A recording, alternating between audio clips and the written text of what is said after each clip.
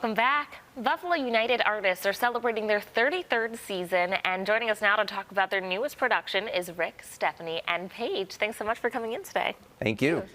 All righty, let's get right into the show. Tell us about it, and first, let's get into the plot of the show. Why don't you tell us about that stuff? Sure. So The Girl in the Washroom is about, it takes place in two different time periods. Act 1 takes place in the 60s. It is about an heiress and a mysterious stranger who happens into her life that night. The stranger, Stanley, Paige's character, rescues me from a pretty unfortunate situation in an alley, and they discover a lot about themselves as individuals and as a potential partnership during Act 1. Without spoiling anything, they are torn apart at the end of the act.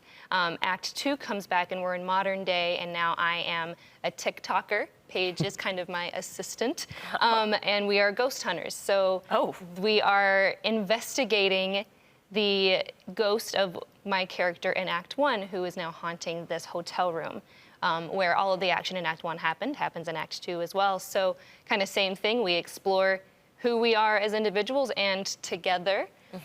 There's a lot of questions about identity in Act 2 especially, and you know, what happens if you aren't able to accept who you are, kind of. Okay.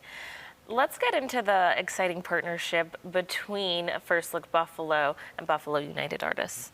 Well, it was an idea that the playwright Bella Poynton had come to us with several years ago now, I believe. And at the time, our schedules just didn't work out, but it was great. She's just like Lady Ghostbusters in a certain way. And fortunately, Bob Rush, who's the artistic director of First Look Buffalo Theater Company, he brought it back to us again. And our schedules just sort of lined up, and we had a chance to look at the script. The co-artistic director, myself, and Mike Dobin, who's also the director, thought that, yes, this would really fit what we're doing, and there was an open slot, so we just jumped on it. We thought it'd be great for the season, and it's turned out to be that. Now, I know First Look Buffalo, their whole thing is bringing new works to Western New York. What is sort of the mission behind Buffalo United artists? Well, BUA has always been like an exclusive LGBTQIA theater company. Okay. So we like to tell provocative stories, sometimes controversial stories, but it's all about the lived and queer experience, and you know, if we can somehow instigate social change or awareness, that's all the better. Yeah. What are some of the deeper themes in this play that you guys are discovering? Yeah, Steph mentioned identity. I think that's a really big piece of it. I think just queer identity as a whole and who these people are, I think is really reflective in the piece as well. I think also what will you sacrifice, kind of, to be with the one you love is also a prevalent theme. And also just, you know, we're getting close to Halloween, and it's a little spooky too. So yeah. Perfect. Who is this for, and why do you think the subject matter of this play will really resonate with audience members?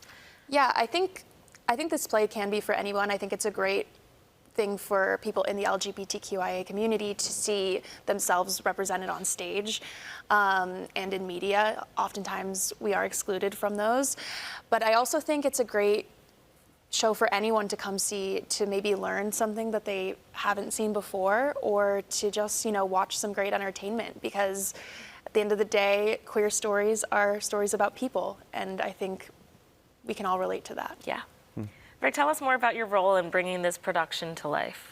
Well, it was basically, as the producer, you know, like helping to cast the show, working out all the arrangements with First Look, and just sort of working with the director, Mike, and Bella, because the play was wonderful production, was a wonderful play, but we wanted to just take a look at it a little bit because it had been a few years in gestation. So I think working with Bella, her being so open to edits, ideas, collaboration. I mean, the play was just this living organism the whole time. I mean, everyone had a hand in it throughout the production, and we just have to commend her so much for her openness, because sometimes playwrights are like, I wrote it, I'm done, go do it. Right. But she was just so open, and Mike had just such great insight into the story, so his edits.